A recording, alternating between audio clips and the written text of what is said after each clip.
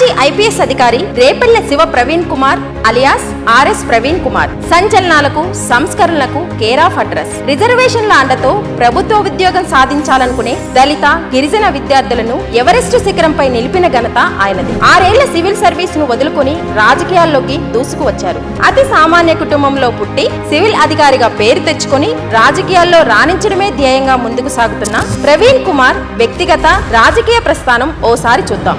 RS Praveen Kumar తెలంగాణలోని జోగులాంబ గద్వాల జిల్లా అలంపూర్లో 1967 November 23న జన్మించారు. ఆయన తల్లిదండ్రులు ఆర్ఎస్ ప్రేమమ్మ, బిఆర్ సవరన్న.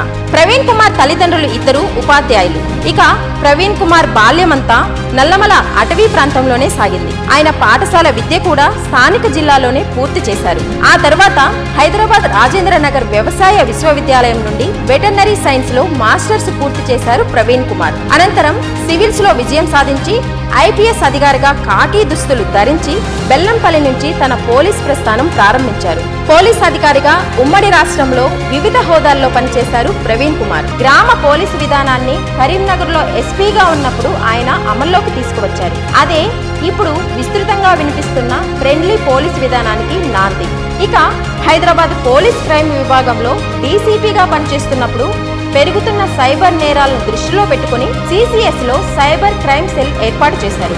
అంతేకాకుండా పోలీస్ వెబ్సైట్ ప్రారంభించడానికి కూడా ప్రవీణ్ కుమార్ పాత్ర ప్రధానమైంది. ఆయన ఎస్పీగా ఉన్న సమయంలో 45 మంది మావోయిస్టులు లొంగిపోయారు. మరోవైపు పోలీస్ సర్వీస్ లో భాగంగా ప్రవీణ్ కుమార్ చేసిన సేవలకు దేశ రాష్ట్ర ప్రభుత్వాల నుంచి సత్కారాలు, అనేక అవార్డులు అందుకున్నారు. 2017లో మొట్టమొదటి తెలంగాణ స్టేట్ ఎక్సలెన్స్ అవార్డు లభించింది. సివిల్ సర్వీసెస్ లో ఉంటూనే అమెరికాలోని హార్వర్డ్ యూనివర్సిటీలో పబ్లిక్ అడ్మినిస్ట్రేషన్ లో మాస్టర్స్ చేశారు. ప్రవీణ్ కుమార్ ఆధ్వర్యంలో గురుకుల పాఠశాల విద్యార్థులు అనేక రంగాల్లో సత్తా చాటారు. గురుకులాల్లో చదివిన పూర్వ విద్యార్థులతో స్వెరోస్ సంస్థను ఏర్పాటు చేయడం వెనుక ప్రవీణ్ కుమార్ పాత్ర అధికం. స్వెరోస్ అంటే సోషల్ వెల్ఫేర్ ఏరోస్. పోలీస్ అధికారిగా పరిమితుల్లో పనిచేసిన ఆయన తన సేవలు మరింతగా విస్తరించాలనే లక్ష్యంతో రాజకీయాల్లోకి రావాలని నిర్ణయించుకున్నారు.